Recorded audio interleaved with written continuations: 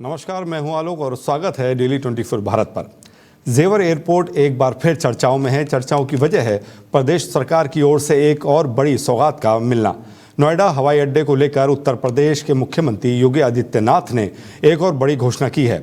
हम अक्सर देखते हैं कि देश के बड़े एयरपोर्ट जाम की समस्याओं से जूझते हैं। जाम के चलते कई मर्तबा जहाज भी छूट जाते हैं। ऐसी स्थिति में नोएडा एयरपोर्ट पर ना आए, इसलिए अभी से मुकम्मल इंतजाम किए जाने की शुरू कर दिए हैं। जेवर एयरपोर्ट राजधानी दिल्ली से एकदम सटा हुआ है। जब शुरू होगा तो दिल्ली एयरपोर्ट पर पड़ने वाला भार भी काफ़ी हद तक कम होगा। इसलिए सरकार ने जेवर एयरपोर्ट पर पहुंचने वालों के लिए एक अलग से सड़क का निर्माण किया जाएगा। सड़क के निर्माण पर 17 करोड़ रुपए का खर्च आएगा, जो 25 किलोमीटर लंबी होगी। जेवर एयरपोर्ट तक पहुंचने वाली सड़कों को निर्माण किया जाएगा ताकि जो जाम लगता है एयरपोर्ट पहुंचने तक उसे मुक्त किया जा सके, सड़कों को जाम मुक्त किया जा सके। ऐसा फैसला सीएम योगी आदित्यनाथ ने लिया है और योगी की एक बड़ी सौगात, जेवर एयरपोर्ट के लिए तैयार की जाएगी नई सड़क। योगी की एक और सौगात, क्योंकि एयरपोर्ट तक पहुंचने के लिए जाम लग जाता था। इस जाम से मुक्ति दिलाने के लिए सीएम योगी ने जेवर एयरपोर्ट के लिए एक अलग सड़क का निर्माण की मंजूरी दे दी है। सीएम योगी आदित्यनाथ लखनऊ स्थित शिव शांति आश्रम पहुंचे और आश्रम के पीठाधीश्वर संत शिरोमणि साईं चांडूराम जी के अंतिम दर्शन कर उन्हें श्रद्धांजलि अर्पित की। उन्होंने संत शिरोमणि के पार्थिव शरीर पर पुष्पांजलि अर्पित की और उपस्थित शोकाकुल श्रद्धालुओं के प्रति अपनी गहरी संवेदनाएं व्यक्त की। मुख्यमंत्री योगी ने इस अवसर पर संत शिरोमणि साईं चांडूराम जी के पार्थिव शरीर पर केसरिया अंग वस्त्र उड़ाया और उनकी प्रतिमा पर पुष्पांजलि अर्पित कर नमन किया। गौरतलब है कि संत शिरोमणि साईं चांडूराम जी बुधवार को ब्रह्मलीन हो गए थे। मुख्यमंत्री योगी ने उनके निधन पर गहरा शोक व्यक्त करते हुए अपने सोशल मीडिया संदेश में लिखा था, सिंधी समाज के प्रमुख धर्मगुरु पूज्य श्री शांति आश्रम के पीठाधीश्वर संत शिरोमणि साईं चांडूराम साहब जी का निधन अत्यंत दुखद और आध्यात्मिक समाज की अपूर्णीय क्षति है। मेरी संवेदनाएं उनके शोक स्तंभ अनुयायियों के साथ है। बिहार विधानसभा चुनाव की सरगर्मी अब रफ्तार पकड़ रही है।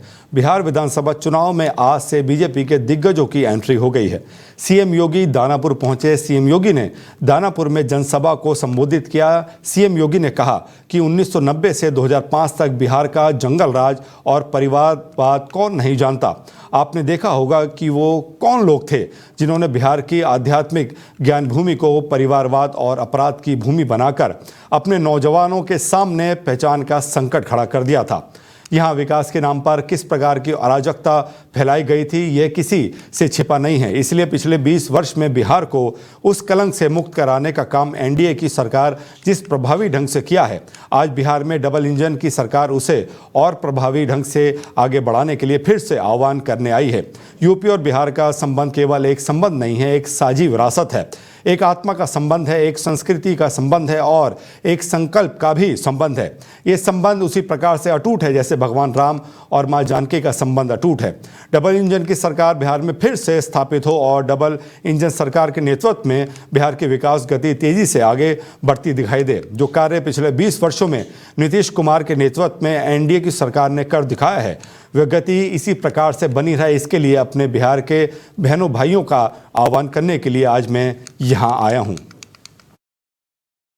बहनों और भाइयों, कौन नहीं जानता है 1990 से 2005 तक बिहार का जंगल राज और परिवारवाद आपने देखा होगा। कौन वे लोग थे जिन्होंने बिहार की ज्ञान भूमि को, बिहार की इस आध्यात्मिक ज्ञान भूमि को परिवारवाद और अपराध की भूमि बना करके यहां के हमारे नौजवानों के सामने पहचान का संकट खड़ा कर दिया था। यहां विकास के नाम पर उस कालखंड में किस प्रकार की अराजकता फैलाई गई थी, ये किसी से छुपा हुआ नहीं। विकास के नाम पर यहां पर पेशेवर गुंडे और माफियाओं को सत्ता का संरक्षण 1990 से 2005 के बीच में प्रदान करके पूरे बिहार के विकास को बाधित कर दिया गया था।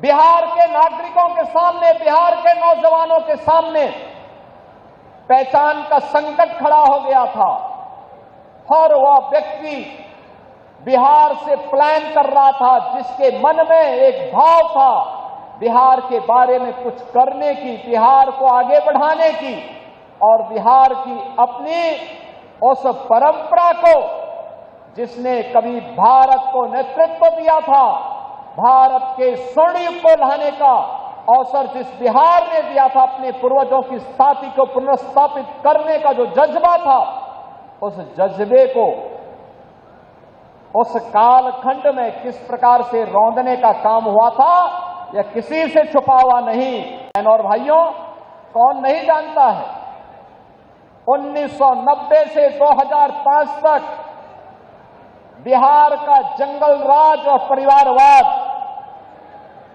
आपने देखा होगा। कौन वे लोग थे जिन्होंने बिहार की ज्ञान भूमि को, बिहार की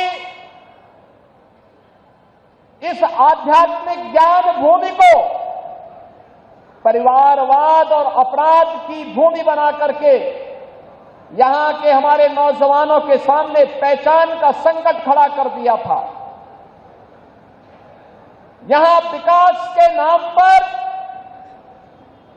उस कालखंड में किस प्रकार की अराजकता फैलाई गई थी, ये किसी से छुपा हुआ नहीं।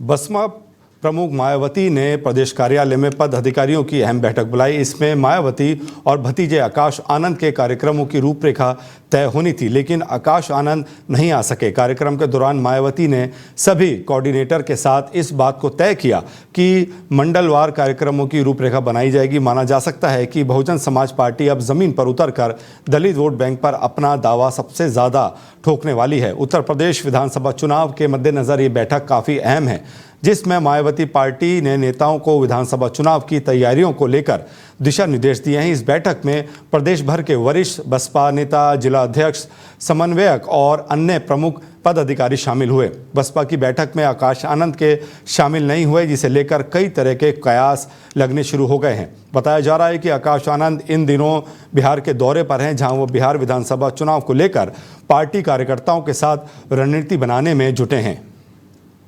वृंदावन के संत प्रेमानंद जी महाराज का स्वास्थ्य इन दिनों बहुत अच्छा नहीं चल रहा है। जहां एक तरफ उनकी तबीयत को लेकर अटकलें चल रही हैं, वहीं उनकी सेहत के लिए दुनिया भर में प्रार्थनाएं भी जारी हैं। ताज़ा कड़ी में लखनऊ के सपा कार्यालय के बाहर एक होर्डिंग में उनके शीघ्र स्वस्थ होने की कामना की गई है। ये होर्डिंग सपा नेता रुमेश यादव और सुजीत यादव ने लगवाई है। उस पर लिखा है कि हे प्रभु, ऐसे दीजिए कृपा की छाँव, फिर खिले प्रेमानंद जी के मुख पर मुस्कान की छाँव। इस होर्डिंग पर एक तरफ प्रेमानंद जी की तस्वीर है, दूसरी तरफ सपा प्रमुख अखिलेश यादव की। यह होर्डिंग देर रात लगाई गई है, उसी समय से ये चर्चा में है। प्रेमानंद जी के भक्तों ने हर वर्ग, संप्रदाय और राजनीतिक सोच के लोग शामिल हैं। जनपद सहारनपुर के शिवालिक में वन विभाग ने बड़ी कार्रवाई की है। मोहन रेंज की थापुल बीट में अवैध कब्जे पर बुलडोजर चला। वन विभाग की टीम ने मौके पर पहुंचकर अवैध कब्जे हटाए और जंगल में बसे डेरे तोड़कर सरकारी भूमि को मुक्त किया। वन गुजरों को 2 दिन की मोहलत दी गई। कब्जा तुरंत हटाने का अल्टीमेटम दिया। कार्रवाई से क्षेत्र में हड़कंप मच गया। वन विभाग का कहना है कि जंगल को अवैध अतिक्रमण से मुक्त कराना उनकी प्राथमिकता है और भविष्य में भी ऐसी कार्रवाई जारी रहेगी। त्योहारों का सीजन करीब है और इसी को लेकर मुजफ्फरनगर में बुढ़ाना तहसील क्षेत्र में खाद्य विभाग की टीम अलर्ट मोड पर है। शहर दरबर, मदीनपुर और अलीपुर अटेरना जैसे इलाकों में विभाग की छापेमारी से हड़कंप मच गया। छापेमारी के दौरान विभाग ने दूध और मावे के सैंपल लिए और साफ सफाई की स्थिति का जायजा लिया। कुछ स्थानों पर मिलावट की आशंका को देखते हुए कई कुंटल मावा नष्ट कर दिया गया। कुछ दुकानों में हालात इतने खराब थे कि खुले बर्तनों को आवारा कुत्ते झूठा कर रहे थे। ऐसे में साफ है कि त्योहारों पर मिलावटी और असुरक्षित खाद्य सामग्री की बिक्री पर लगाम जरूरी है। खाद्य विभाग की टीम पूरे जिले में सक्रिय है और त्योहारों तक ये अभियान जारी रहने की संभावना है। विभाग की ओर से व्यापारियों को साफ सफाई और गुणवत्ता बनाए रखने की सख्त हिदायत दी गई है। दीपावली भाई दूज का पर्व है, तो इस अवसर पर मिठाइयों की मांग बढ़ जाती है, खोआ और पनीर वगैरह की। तो इस समय मिलावट होने का थोड़ी संभावना अधिक होने के मद्देनज़र इस समय विभाग द्वारा विशेष अभियान चला करके जगह जगह प्रवर्तन कार्रवाई की जाती है। मिलावटी मिठाई के बाद अब बाजार में मिलावटी सोना भी बिक रहा है और इसका सबसे बड़ा शिकार बन रही है ग्रामीण इलाकों की भोली भाली जनता। बस्ती जिले के कप्तानगंज थाना क्षेत्र के हरदी बाजार से एक चौंकाने वाला मामला सामने आया है, जहां राधा ज्वेलर्स नामक दुकान के मालिक ने 2 करोड़ से ज़्यादा का नकली सोना बेचकर सैकड़ों लोगों को ठग लिया और अब दुकान पर ताला लगाकर फरार हो गया। बताया जा रहा है कि इस ठग ने 2 साल तक इलाके में दुकान चलाई, लोगों का विश्वास जीता और फिर असली सोने के दाम लेकर उन्हें पॉलिश किया हुआ नकली आभूषण थमा दिया। कई लोगों ने तो अपना असली सोना देकर नया गहना लिया, लेकिन जांच कराने पर वो महज कुछ 100 रुपए का निकला। इस ठगी की असलियत तब सामने आई जब एक ग्राहक ने अपने खरीदे कंगन की जांच कराई और वो नकली निकला। इसके बाद जब सैकड़ों लोगों ने अपने आभूषणों की जांच कराई तो एक भी गहना असली नहीं मिला। ठीक है, सबसे पहले आपको हम ये बताते हैं कि सोना आप किसी भी दुकानदार से खरीदिए तो सबसे पहले BIS का सिंबल होता है 18 कैरेट 750। उसके अलावा नीचे 6 नंबर का HYD नंबर होता है, वो देखना आपको अनिवार्य है।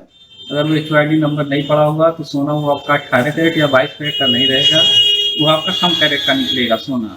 तो कभी भी आप सोना किसी भी दुकान से लीजिए तो BIS का ऐप आता है, BIS केयर ऐप, उसको प्ले स्टोर से डाउनलोड आप कर लीजिए। उस पर 18 कैरेट 750 के नीचे 6 नंबर का HYD नंबर होता है, उसको आप उस पर डाल के सर्च करिए। अगर वो ऐप खुल रहा है तो सोना आपका असली है, वरना सोना आपका वो कम कैरेट का निकलेगा, ये डुप्लीकेट हो सकता है। आप सोना खरीदे थे कितने का? लगभग 4.5 लाख रुपए का जेवर था। 2 सेट, एक सेट हार था और एक सामान था जो एक औरत का होता है पूरा। 2 सामान था, 2 औरत का। तो क्या हुआ फिर उसका? डुप्लीकेट निकल गया, लगभग 1 हफ्ते बाद पता चला। कैसे पता चला? तो ले जाके हम चेक कराए, सबसे पहले हम ही चेक कराए थे पूरे मार्केट में, यहाँ बालकराम साहब की दुकान पे, तो वहाँ पता चला ये डुप्लीकेट है भैया। 1% ही सोना है, ज्यादा। अच्छा, तो क्या आप लोग खरीदने से पहले नहीं चेक किए थे कि असली है कि नकली? पहले चेक नहीं किए थे, लेकिन विश्वास था, लगभग 2 साल से हो रह जाता है यहाँ, और सबका मार्केट का सब लोग जानते पहचान, सब यहाँ बैठते थे। ऐसा नहीं है कि कोई अपने मर्जी से आके लिया था, सबका जान परचेज। आपने कितने का सोना खरीदा था? तो कैसे पता चला कि नकली है? चेक कराए। अच्छा, जब ले गए थे आपने उसको चेक नहीं किया? उसमें नंबर वगैरह होता है, कितना कैरेट का क्या है? नहीं की, ले जाके घर पे रख दिए। अच्छा ले जाके चेक कराए तो अच्छा, कितने लोगों के साथ ऐसे हुआ था? बहुत लोग, कम से कम सैकड़ों से ज़्यादा। अच्छा, करोड़ों रुपए का मामला। अच्छा, तो फिर आप लोग कंप्लेन किए कि नहीं कंप्लेन किए? सब लोग चले। पहले सबसे पहले सामान आता है, उसको रिसीव किया जाता है, रिसीव करके रिक्वेस्ट करके फिर XRF पे जाता है, वहाँ प्योरिटी चेक होती है। अगर उसके बाद फिर सैंपलिंग पे आता है, सैंपलिंग से फिर सामान काट के या उसको गलाया जाता है, और गलाने के बाद लैब होता है, पूरा प्रोसेस होता है, उसके बाद फिर प्योरिटी उसकी निकल जाती है। और जब प्रोसेस अगर पास हो गया तो फिर HYD नंबर जनरेट होता है ऑनलाइन। खबर अमेठी से है, जहां अवैध पटाखों को लेकर पुलिस ने सतर्क अभियान के तहत लाखों का पटाखा बरामद किया है। बता दें कि इन्होंने पुलिस ने 10 लाख रुपए की कीमत के अवैध पटाखों के साथ एक अभियुक्त को गिरफ्तार किया है। वहीं पुलिस ने अब तक 30 लाख रुपए से अधिक के पटाखों को बरामद करते हुए 10 अभियुक्तों के खिलाफ कार्रवाई शुरू कर दी है। अयोध्या में दीपोत्सव पर 18 जोन और 42 सेक्टर में सुरक्षा व्यवस्था रहेगी। वहीं दीपोत्सव को सकुशल संपन्न कराने के लिए सुरक्षा व्यवस्था सख्त कर दी गई है। साथ ही अयोध्या की सभी सीमाओं पर CCTV कैमरे से निगरानी की जा रही है। वहीं सुरक्षा व्यवस्था को देखते हुए ATS, STF, IB समेत अन्य सुरक्षा एजेंसियां अलर्ट हो गई हैं। सभी जोन की निगरानी में ASP स्तर के अधिकारी लगाए जाएंगे। इसी के साथ सेक्टर में CO और इंस्पेक्टर को जिम्मेदारी दी जाएगी। साथ ही सुरक्षा व्यवस्था के लिए अन्य जिलों से भी सुरक्षाकर्मी मांगे गए हैं। अर्धसैनिक बलों को 9 और RF की 3 कंपनी लगाई गई हैं। बस्ती में पुलिस अधीक्षक अभिनंदन की सख्ती के बाद अलग अलग थाना क्षेत्रों में पटाखों के अवैध अड्डों पर पुलिस ने रेड मारी है, जिसमें करीब 1000 किलो विस्फोटक बरामद किया गया है। परशुरामपुर में 51 गत्ता, पेकोलिया में 100 गत्ता, वहीं लालगंज थाना क्षेत्र में 17 अवैध पटाखों की प्लास्टिक की बोरियां बरामद हुई हैं। बता दें कि अभी तक कुल 1000 किलोग्राम विस्फोटक बरामद किया गया है। वहीं पुलिस की लगातार की जाने वाली कार्रवाई से पटाखे विक्रेताओं में हड़कंप मच गया है। साथ ही आगामी दीपावली, धनतेरस और छठ जैसे बड़े पर्वों को देखते हुए जिले में शांति और सुरक्षा बनाए रखने के लिए कई थाने की पुलिस और स्वाट टीम ने मिलकर एक बड़ा सघन चेकिंग अभियान चलाया है। थाना पैकोलिया में जलेबीगंज और मुसाहा बाजार में जानकारी प्राप्त हुई कि कुछ मकानों में भंडारण पटाखा का अवैध किया गया है। जो भंडारण किया गया है इस पर थाना पैकोलिया की पुलिस और एसओजी की संयुक्त टीम द्वारा छापेमारी की गई, जिस पर आने वाले त्योहारों को ध्यान में रखते हुए जनपद बस्ती में पटाखों के अवैध भंडारण को लेकर लगातार अभियान चलाया जा रहा है। इसी अभियान के अंतर्गत थाना लालगंज क्षेत्र में सूचना प्राप्त हुई कि एक व्यक्ति अपनी चूड़ी की दुकान के अंदर अवैध रूप से पटाखों का भंडारण कर रहा है। इसी सूचना के प्राप्त होते ही थाना पुलिस और स्वाट टीम ने त्वरित कार्रवाई करते हुए दुकान की जांच पड़ताल करी। इस जांच में उसके बने गोदाम में अवैध रूप से पटाखों को चूड़ी के बीच में छुपा के रखा गया था। सारे पटाखों को बरामद कर लिया गया है। गाजियाबाद में त्योहारों के सीजन को लेकर खाद्य सुरक्षा विभाग पूरी तरीके से हाई अलर्ट पर आ गई है। इसी बीच साहिबाबाद मंडी में सुरक्षा विभाग ने 100 किलो नकली पनीर खाद्य पकड़ा है। बता दें कि आधी रात में की गई छापेमारी से सभी लोग हैरान हो गए। मुखबिर की सटीक जानकारी पर खाद्य सुरक्षा विभाग ने कार्रवाई कर 100 किलो नकली पनीर जब्त किया है। वहीं खाद्य सुरक्षा अधिकारी अरविंद यादव की टीम ने कार्रवाई करते हुए पलवल से अवैध रुपये से लाए गए पनीर की बड़ी खेप को बरामद करते हुए इसे पूरी तरीके से निष्क्रिय किया है। बांदा से बड़ी खबर सामने आई है, जहां प्रयागराज में तैनात पुलिस कांस्टेबल देवभान सिंह पर जमीन कब्जाने के गंभीर आरोप लगे हैं। शहर कोतवाली क्षेत्र के जरैली कोठी इलाके में 1 दर्जन से अधिक लोगों की जमीनों पर अवैध कब्जा करने का आरोप खुद पुलिसकर्मी पर लगा है। पीड़ितों का कहना है कि जब वे अपनी जमीन खाली करवाने की बात करते हैं तो कांस्टेबल उन्हें जान से मारने की धमकी देता है। मामले की शिकायत लेकर पीड़ितों ने जिलाधिकारी कार्यालय पहुंचकर डीएम को शिकायत पत्र सौंपा और न्याय की गुहार लगाई। अब देखना यह होगा कि पुलिस महकमा अपने एक सिपाही पर लगे इन आरोपों को कितनी गंभीरता से लेता है और क्या कार्रवाई करता है। डीएम साहब के यहाँ है हमारी जमीन में देवभान सिंह तोमर, जो पुलिस विभाग का कर्मचारी है, कांस्टेबल है, प्रयागराज में तैनात है, तो हमारी जमीन में कब्जा कर रहा है जबरदस्ती। और जो हम काम कराने जाते हैं तो मारने की धमकी देता है और जबरदस्ती ही कब्जा किया। पूरे बांदा जिले में 50 से 60 बीघा जमीन सिर्फ कब्जे जबरदस्ती करता है। कितने लोगों को कब्जा किए? कम से कम 40 लोगों को कब्जा किए। अभी आप लोग कितने लोग किए? अभी हम 8 लोग हैं और 5 लोग कनवारा से आए हुए हैं, 13 लोग आए हैं। डीएम साहब के यहाँ है हमारी जमीन में। हमारी जमीन में कब्जा कर रहा है, कहता है कि खोद के गड़वा दूंगा, मारने की धमकी देता है। जी, हमारी जमीन कब्जे मुक्त करवाइए। प्रयागराज में इस समय तैनात है। प्रयागराज में कांस्टेबल तैनात है। जी धमकी देता है कि गड़वा दूंगा। जी, जान से मारने की। हमारी जमीन में कब्जा कर रहा है। लखीमपुर शहर के संकटा देवी मंदिर से मार्ग मेला तक सड़क चौड़ीकरण का कार्य शुरू हो गया है। अवैध अतिक्रमण हटाने के लिए प्रशासन ने बुलडोजर चलाया। खुद सदर एसडीएम अश्वनी कुमार मौके पर मौजूद रहे। साथ ही पीडब्ल्यूडी के अधिकारी और भारी पुलिस बल भी तैनात रहा। एसडीएम ने बताया कि लोगों को बेहतर यातायात सुविधा देने के लिए चौड़ीकरण जरूरी है। कई बार नोटिस दिए जाने के बावजूद अतिक्रमण नहीं हटाया गया। अब प्रशासन ने सख्त रुख अपनाते हुए अवैध निर्माणों को हटाने की कार्रवाई शुरू कर दी है। शहर में चल रही इस कार्रवाई से कुछ लोगों में नाराजगी तो है, लेकिन प्रशासन इसे शहर के विकास के लिए जरूरी कदम बता रहा है। जौनपुर पुलिस ने मुठभेड़ के दौरान 4 अभियुक्तों को गिरफ्तार कर जेल भेज दिया है। पुलिस मुठभेड़ों में 2 बदमाशों को पैर में गोली लगी है। घायलों को उपचार के लिए अस्पताल में भर्ती कराया गया है। पुलिस अभियुक्तों के पास से पिकअप, तमंचा, कारतूस और नकदी बरामद की गई है। पुलिस के जांच में बदमाशों के खिलाफ दर्जन भर मुकदमे दर्ज हैं। वहीं पुलिस के घेराबंदी में और 2 अभियुक्तों को गिरफ्तार किया गया है। सभी बदमाश जनपद आजमगढ़ के रहने वाले बताए जा रहे हैं। पुलिस बदमाशों की अन्य क्राइम रिकॉर्ड और उनके नेटवर्क को खंगालने में जुटी हुई है। दीपावली अभियान के तहत खाद्य सुरक्षा विभाग की कार्रवाई जारी है। यूपी गेट साहिबाबाद पर टीम ने महिंद्रा पिकअप से 750 किलोग्राम अस्वस्थ और संदिग्ध पनीर जब्त कर लिया है। और उसको नष्ट भी कर दिया है। खाद्य सुरक्षा अधिकारी अरुण कुमार, प्रमोद वर्मा, मोनिका गुप्ता और भावना अगरिया ने इस कार्रवाई में हिस्सा लिया। इसी तरह मेरठ में 300 किलोग्राम मावा भी संदिग्ध पाया गया और नष्ट कर दिया गया। 17 नमूने संग्रहित किए गए और पूरे अभियान में अब तक 126 नमूने खाद्य प्रयोगशाला भेजे जा चुके हैं। खाद्य सुरक्षा विभाग की सतर्कता से दीपावली पर भोजन की गुणवत्ता बनी रहे, इसीलिए खाद्य सुरक्षा विभाग की कार्रवाई लगातार जारी है। हमीरपुर में मुख्यालय के मुख्य बाजार में देर रात भीषण आग लग गई। अब बता दें कि शॉर्ट सर्किट से बहुखंडी बिल्डिंग में आग लग गई, जिससे किराने की दुकान समेत गोदाम में आग लगने से लगभग 1 करोड़ के नुकसान हो गया। जिसके बाद मौके पर पहुंची आधा दर्जन दमकल की गाड़ियों ने 3 घंटे की कड़ी मशक्कत के बाद आग पर काबू पा लिया गया। दीपावली और छठ पूजा से पहले सोनभद्र पुलिस अवैध गतिविधियों को लेकर मुस्तैद हो गई है। साथ ही ओबरा पुलिस और रामपुर बारकोनिया पुलिस ने अवैध पटाखों के खिलाफ कड़ी और बड़ी कार्रवाई जारी कर दी है। बता दें कि पुलिस ने अवैध भंडारण के गोदामों पर छापा मारकर दोनों जगहों से कुल 150 किलो अवैध पटाखा जब्त किए हैं। वहीं मामले में ओबरा और रामपुर बारकोनिया थाना क्षेत्र से 2 आरोपी गिरफ्तार किए गए हैं। साथ ही दोनों गोदामों में 5 लाख के ऊपर के अवैध पटाखे भी बरामद किए गए हैं। वहीं दोनों ही मामलों में आरोपी के खिलाफ विस्फोटक अधिनियम 1884 की धारा के तहत मुकदमा दर्ज कर लिया गया है। मुजफ्फरनगर में पुलिस और बदमाशों के बीच मुठभेड़ हो गई, जिसके बाद पुलिस की गोली लगने से आरोपी घायल हो गया। जिसके बाद पुलिस ने घायल बदमाश को CHC में भर्ती कराया। वहीं आरोपी के पास से बाइक, तमंचा और कारतूस बरामद हुए हैं। बता दें कि आरोपी की पहचान उवेश के रूप में हुई है, जिसके ऊपर अन्य जनपद में 18 मुकदमे दर्ज हैं और आरोपी सिविल लाइन थाना से हिस्ट्री शीटर है। इस बुलेटिन में इतना ही। अपना ख्याल रखिए और देखते रहिए डेली 24 भारत। नमस्कार।